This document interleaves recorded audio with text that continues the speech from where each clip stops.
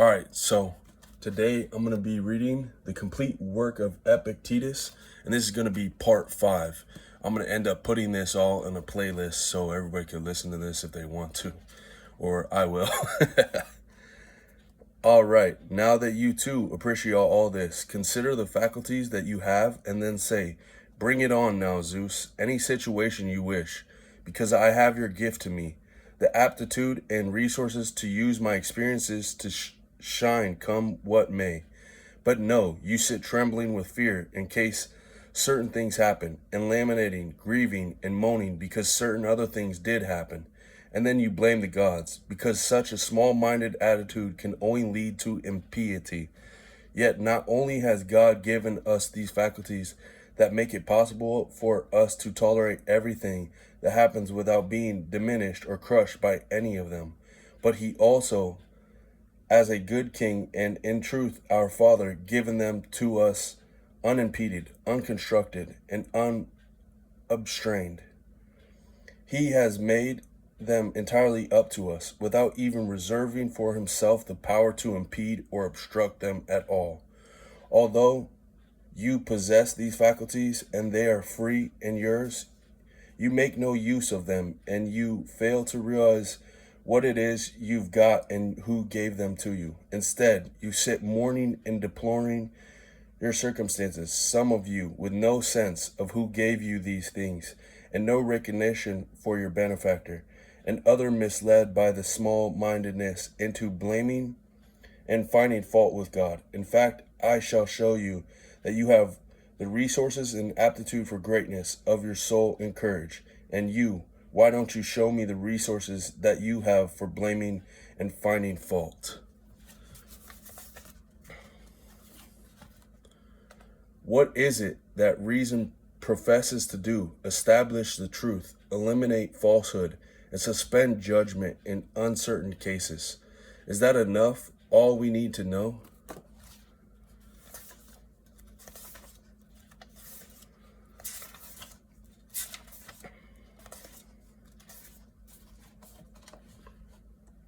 But my poor crippled leg, slave, are you really damning the whole world because of one little leg? Won't you donate it to the universe? Won't you give it up? Won't you happily surrender it to what gave it to you in the first place? Are you going to be angry and discontented with Zeus's arrangements for your life, which were determined and ordained by him with the help of the fates, who were present at your birth and spun the thread of your destiny? Don't you realize how small a part you are compared to the whole? In respect of your body, I mean, as far as your reason is concerned, you're no worse than or inferior to the gods, because the greatness of reason is not assessed by length or height, but by the quality of its judgments. So shouldn't you locate your good in that which makes you equal to the gods?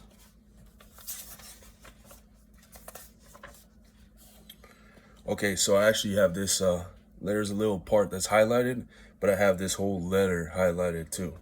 And it's called The Prospect Held by Philosophy. When someone asked Epictetus to tell him how he could get his brother to stop being angry with him, he said, "Philosophy doesn't promise to help anyone to get anything external. If it did, it would be taking on something extraneous and to the material that's proper to it.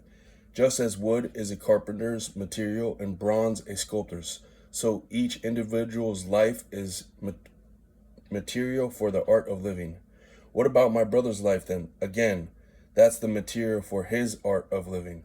But as far as your art of living is concerned, it's an external, like farmland, health, and popularity.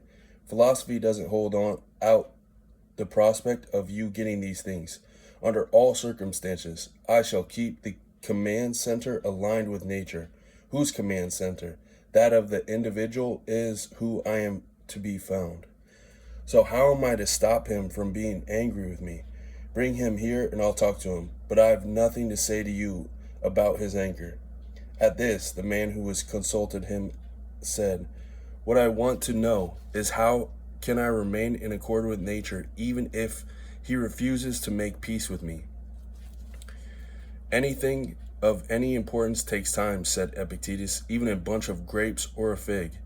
If what you were telling me now, as I want a fig, I would reply, be patient.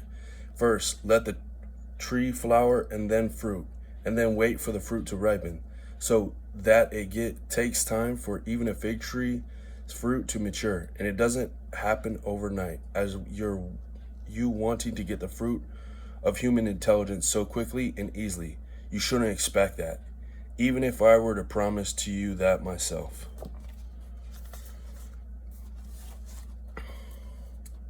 Are these the works of providence that relate to us? The question is rather whether there any way to praise them, all to describe them in words that do them justice. If we were in our right minds, isn't that precisely what we should be doing in public and in private, glorifying God, singing his praises, and recounting all the ways in which he has benefited us? As we dig and plow and eat, shouldn't we be glorifying God? Great is God, who supplied us with these tools, with which we work our land. Great is God, who gave us hands and the ability to swallow and a stomach, who gave us the ability to grow without being conscious of it, and to breathe while we're sleeping.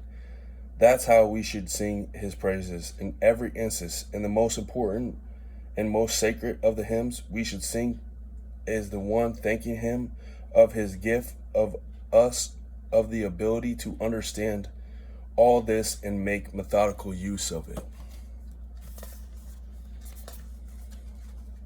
Okay, so the next part is going to be a bit longer, so I'm going to stop it right here for the reading today.